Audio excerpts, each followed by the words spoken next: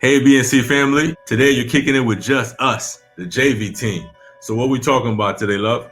Today is our 7th wedding anniversary, and we're going to talk about how to survive the 7-year itch. Not just how to survive, but how to thrive and how to maximize your marriage or your relationship with 7 key principles that we're going to share with you guys. Trust us, you don't want to miss this one. Stay tuned.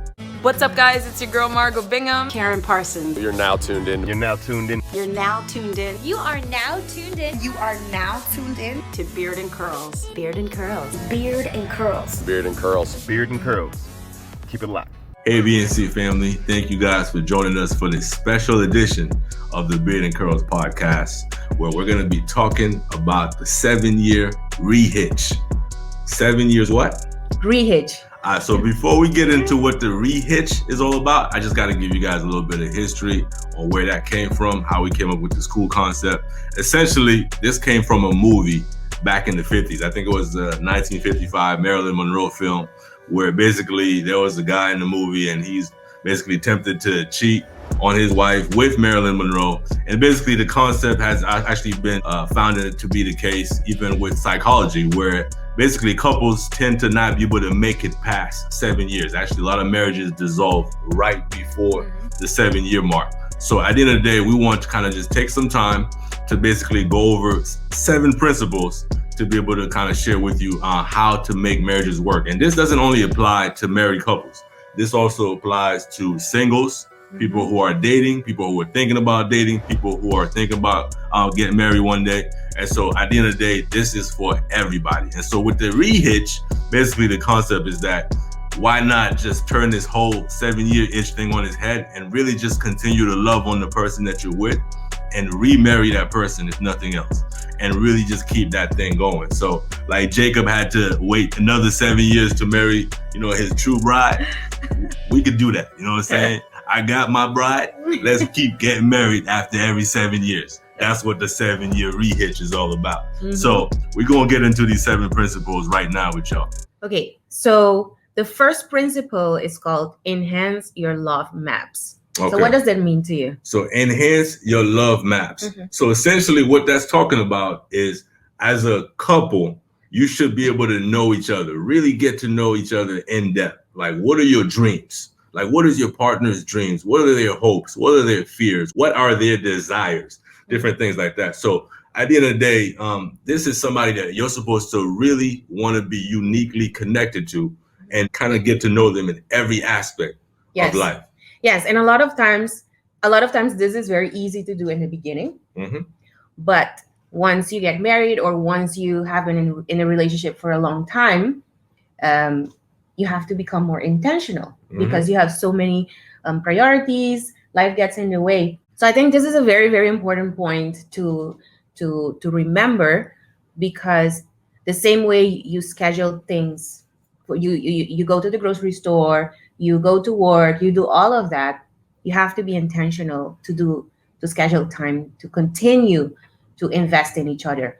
Exactly. I mean, of course, it can be a natural thing also that you do throughout the day, but there is something about being intentional and really plan things to do, like a break, like a getaway. I agree. I mean, at the end of the day, it really just comes down to just continuing to make it a repeated occurrence. Whatever you did in the beginning, just keep, practicing that over again, keep redoing that over and over again, and then make it a daily practice. So what's your favorite thing to do? As far as what? To meet this number one tip. I'll just continue to support you in your dreams. You had told me on the wedding day, on this day, November 27, 2013, you told me I could reach my full potential in life with you. I never forgot that. That was one of the realest things I ever heard in my life. And so to this day, I want to be able to say, okay, so how am I helping you to reach your full potential in life, to be the best version of yourself that you could be? Because at the end of the day, your dreams are my dreams. Your hopes are my hopes. Your fears are my fears. And so I'm supposed to be able to take that to heart and really be able to live that out. No, and it's true. And that was my heart's desire. And I'm glad you took it seriously and you remember it, because that's how I genuinely feel. And so let's move to the second tip. Okay. So it says nurture fondness and admiration. You have a positive view and deep appreciation of your partner and express it too. So the first thing that comes to my mind is, how do you express appreciation? I think it really connects with the first point we mentioned, because when you get to know your partner, you're able to appreciate your partner in the way that your partner feels appreciated. Exactly. Because if you're doing things that only matter to you, but it may not have such a big impact, then it doesn't make sense. So when you get to know the person, then you can appreciate it the person in the right way. I totally agree. And to add to what you're saying, I think it's important to just, this point is also talking about being mindful of what you guys did together in the beginning. And so like, if I used to tell you things like, man, you have beautiful eyes, like even before we started recording this episode, like I saw the stuff that you did to kind of, make yourself the way that you came out. And I'm like, you know what? I like how that looks on your eyes. I like how beautiful your eyes are. Things like that. You just have to be intentional. So like, you don't just say that in the beginning and then you kind of go away from that over time. Remember the things that you appreciated, the things that you like, and continue to, reinforce those things and remind the person of those things. Yes, I agree. So let's continue with principle number 3. Turn toward your partner instead of away during times of stress. Right, definitely. And I think with that one, it's important to realize that a lot of times it's easier to drift apart when things get tense, when things get tight. So just continue to walk together, talk together, do things together, and continue to form that union, form that team, that bond, and really just continue to take things on together rather than just kind of do it separately or do things on your own. Yes, that's true. However, this seems to be not as easy for everybody, because in order for you to turn to your partner during times of stress or during times of like when things are difficult, you have to have that trust. You have to be able to feel vulnerable. Right. Right. And that's something that is extremely important in order to actually feel like you can be yourself at all times. And that's why I think this goes really well with the principle number 1 and 2, because when you invest time and you get to know each other and both of you are vulnerable and you honor that, then it's going to be easier to express yourself or to lean on each other without feeling judged. Exactly. No, I love it. And if it's not as easy as it sounds, then obviously that means you have to be that much more intentional about figuring out ways that work for the two of you to be able to make this a good practice. So let's move to principle number 4. Let your partner influence you. You shouldn't make important life decisions autonomously as a single person would. So what do you have to say about this? Definitely. I think for this one, it's really just, it comes down to respecting one another. You know what I'm saying? Respecting that you are not an individual and of yourself, and that you're in a partnership. And in any partnership, you have to be able to listen to somebody else. You have to be able to take what they have to say into consideration. You have to be able to allow them to also have input and influence in the decisions that are made and the things that are happening. Because at the end of the day, you shouldn't want to win every single time. It's not a competition. So you have to pick your battles, know when to give in, and know that, okay, so she wants me to go out with her tonight. I may not always want to do that, but let me do that. And then maybe at some point she may want to do something with me. So I'm going to remember that. Of course you're going to remember that. I know you have a good memory. I'm sure you're going to remember that. So, I remember everything. So yeah, it's really about respecting each other, knowing that you're not in it for yourself and that you have to do it as a partnership. Yeah, one thing that I actually really like is the word important life decisions, because at the end of the day, we are individuals. And as individuals, you have to have that freedom to also be yourself. So there's certain decisions that are not that important. You know what I mean? Right. So certain decisions are not going to impact your relationship like in a negative way or something. So when it comes to those decisions, I think as an individual, you should have that freedom so you can still be fueled by those things. But then when it comes to important life decisions, right, I think it's definitely important to discuss it and make it together. I mean, of course, it's still important to communicate, but not like limit each other. So that's what I wanted to add. I think it's a great point. So no, I agree with all of that. Mm-hmm. So let's move to principle number 5. Solve your solvable problems.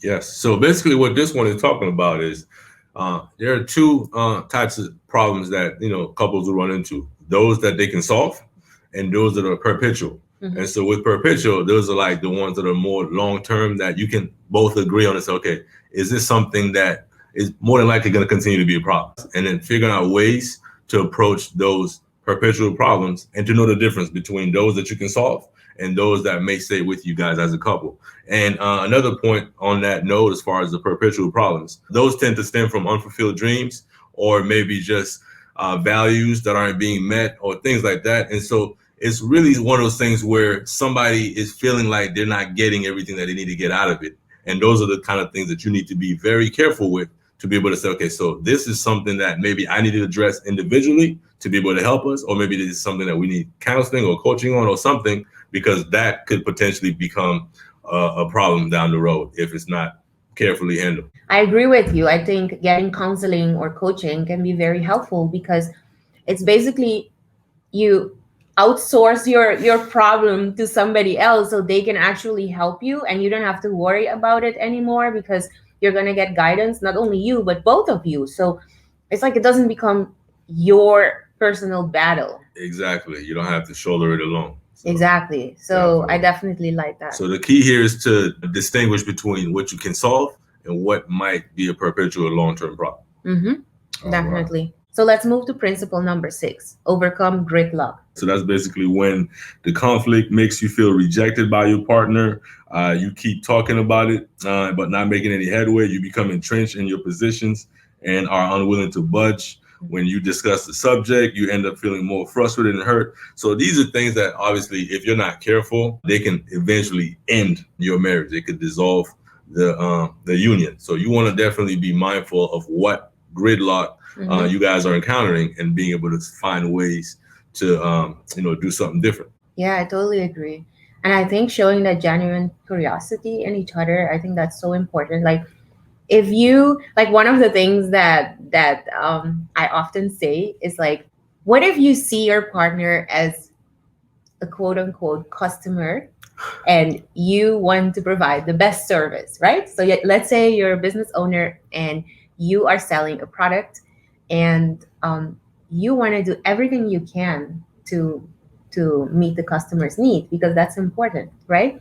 So what if you use that same approach? Like your partner is a customer and you want to do everything you can to either resolve a problem or help that person reach their dreams or whatever it is. I like to use that metaphor because people are willing to go above and beyond in certain situations. But when it comes to relationships, they may not. Right. But why not use the same principle? You know what I mean? I agree. So yeah, just want to add that. I love it. So let's move to principle number 7, create shared meaning.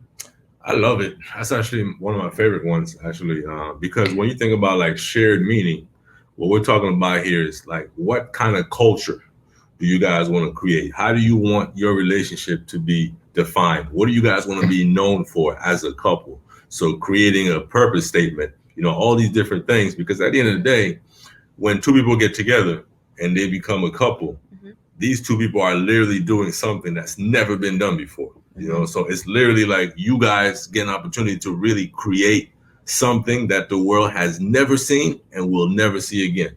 And so like, even with us, like one of the first things that we used to always say when we first started this whole thing was, we're going to have our own culture, because it was important for us. And we called it the JV team. And we're not talking about varsity or junior varsity. We're talking about Jeremiah and Vania, right? The JV team. And that's like, we have, okay, so this is JV culture and all these different things, because it was important to define that and to really create that shared meaning. And then also, what legacy do we want to leave behind as a couple? So I think that one is very significant. No, I totally agree. Yeah, and in this process, what is important to me is like, what are the things that you want to continue doing? What are the values that you come into the relationship with that you want to hold on to and you want to continue sharing, and what are some of the new values that you want to create together that makes sense to you as a couple. So I just wanted to add that part. Very important. Yeah. So I think all of these principles are significant. I think they each have their purpose. And it's really just being able to understand, maybe which areas you guys need to really focus on in order to really be able to get through those 7 years. I think Gottman talked about the first 2 years as being the most rocky in a relationship, where there's a lot of jockeying for position. And then once you can get through that, you're still not technically out of the woods, but at least you have a greater chance of making it. But then at some point, when you get around like the 6, 7 years, it's like people get into this space like, okay, well, did I make the right decision? Am I with the right person? Should I be doing something else? Should I be doing my own thing?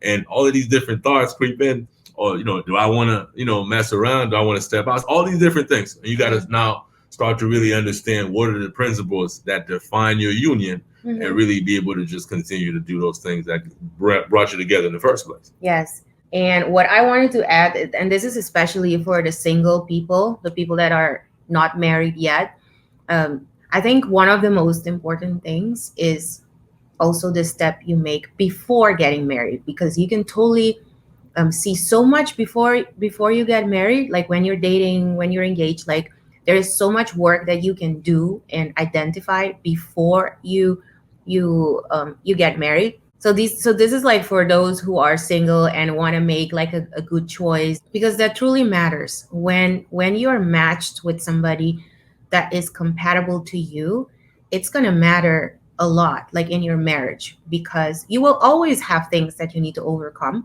So no marriage is perfect, but it's just like your battle is going to be so much more, intense when you're not matched the right way. So that's something that I wanted to add.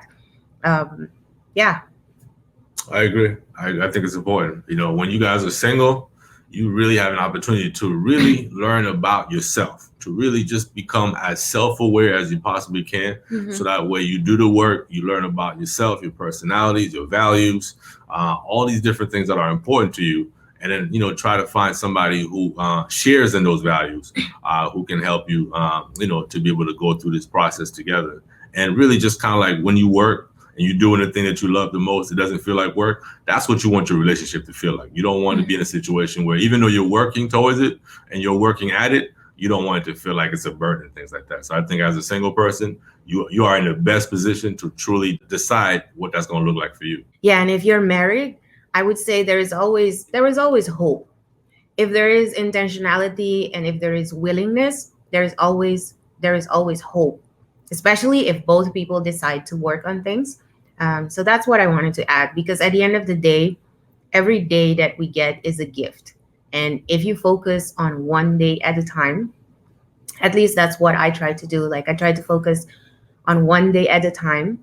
When things are not easy, one day at a time is more digestible. So that's a very helpful thing. I know sometimes it's a cliche thing to say, but I've learned to really focus on that, even though I may have long-term goals, but still challenge myself to focus on one piece of that goal every single day. Yeah, you have it, folks. Like she said, a gift. And this is actually a gift that we want to give to you guys on this day, this Black Friday. We wanted to be able to take you back to where we all started for us on November 27th, 2013. And so here we are 7 years later. And obviously we want to be able to share what we know with you guys. And so we want to just, again, thank you guys for being the best part of what we do. And just, for your continued support. We hope you guys had a good Thanksgiving, and we hope that you're making the most of this holiday weekend. Yeah, so we just want to, again, say we appreciate y'all, and we'll catch y'all on the next one.